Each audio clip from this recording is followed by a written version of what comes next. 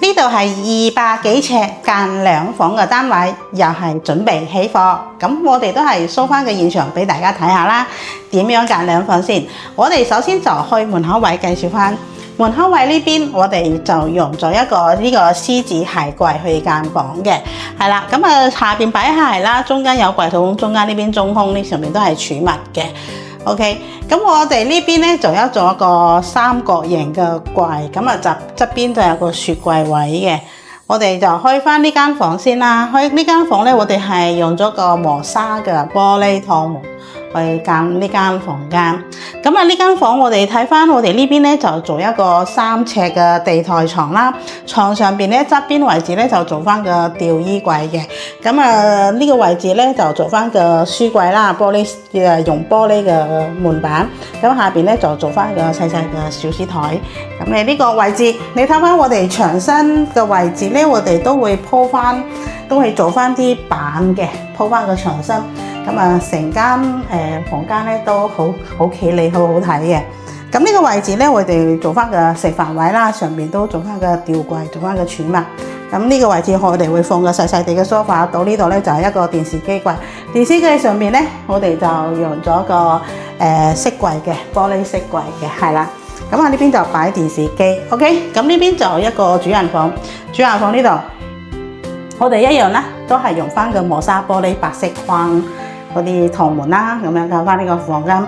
睇翻裏邊呢度咧，我哋就做翻個4尺床啦，係啦。床尾咧，我哋就做翻一個到頂嘅衣櫃咧，掛衫區。咁啊，嗰位置會備翻個冷氣機位，係。咁呢個位置咧就有個化妝台啦。咁呢邊都有個玻璃嘅飾櫃擺化妝品嘅，上面都做翻個儲物。咁呢邊就一個主人房。好，而家咧我哋就去翻個廚房嘅。咁啊廚房我哋都係一樣，都係做翻個鑽石型嘅。咁啊呢邊就洗手盆啦，就方便洗嘢啦。咁下邊咧，因為鑽石型咧，下邊都係一樣去放好多嘅儲物嗰啲煲煲罉罉，好容易放嘅。咁呢個位置通常人哋會做洗衣機位嘅。但係我哋呢邊咧就唔係做洗衣機位啦，我哋呢邊就放咗一個消毒嘅碗櫃啦，係啊，呢邊咧就放煮食爐嘅。咁下邊咧會做翻個櫃桶，放翻個廢紙啊，嗰啲碗碟啦，下邊就做翻個門板。上邊呢邊咧佢就做翻個吊櫃嘅，係啦。咁啊吊櫃呢啲門板我哋咧都係用翻呢啲海洋板嚟嘅。OK， 咁呢邊都會做翻一個細細地嘅吊櫃，都可以做翻個儲物擺嘢，係啦。咁天花頂我哋都去做翻個鋁扣板天花，呢個就係廚房啦。咁去到廁所，頭先講啦，門口位呢邊我哋做咗一個三角形嘅櫃，咁呢邊雪櫃啦，上邊咧一立都會做翻個吊櫃儲物嘅喎。咁呢個位置咧一樣都係有個都唔輸蝕嘅，薄薄地都會做翻個薄櫃咁樣，我都可以擺啲嘢啦，係咪？係啦，呢邊中空位置。咁我哋因為做咗一個薄薄地嘅櫃，咁喺呢邊咧，我哋都會延伸到呢一度嘅，所以我哋呢邊咧會做翻個梗門嘅 PT 梗門，呢個就係 PT 梗門啦。咁我哋呢邊咧就 PT 廁所門就收窄咗，就用翻呢啲灰色框嘅 PT 門啦。OK， 咁嚟到呢度咧，我哋呢邊咧就洗衣機咧就放翻嚟呢度嘅洗。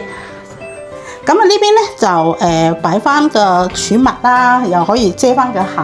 咁上邊咧就做翻個台上盤啦。咁呢邊咧就做翻個鏡櫃嘅。呢個位置咧，我哋都會做翻一個儲物櫃，上邊就可以擺啲洗衣液啊、紙巾啊。下邊咧就可以放翻啲咩咧？拖把啊、地拖啊嗰啲咧就可以掛喺呢一度，咁啊就做一個儲物咯。咁啊就呢邊就比較會落啲沖涼位 ，OK， 咁啊呢個就係廁所。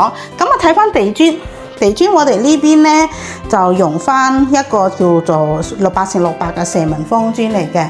咁啊整體嚟講咧，呢個咧就比較現代式嘅一個顏色，就灰白做翻個廳啦。咁啊房間裏邊咧就比較用翻啲奶油啲顏色去做翻個房間位嘅。咁整體嚟講，呢啲單位咧做出嚟嘅效果都好好睇嘅，係咪 ？OK， 咁我都好期待呢間屋企最終嘅落地。咁客人係點樣去佈置咧？到時我哋係下一集啦。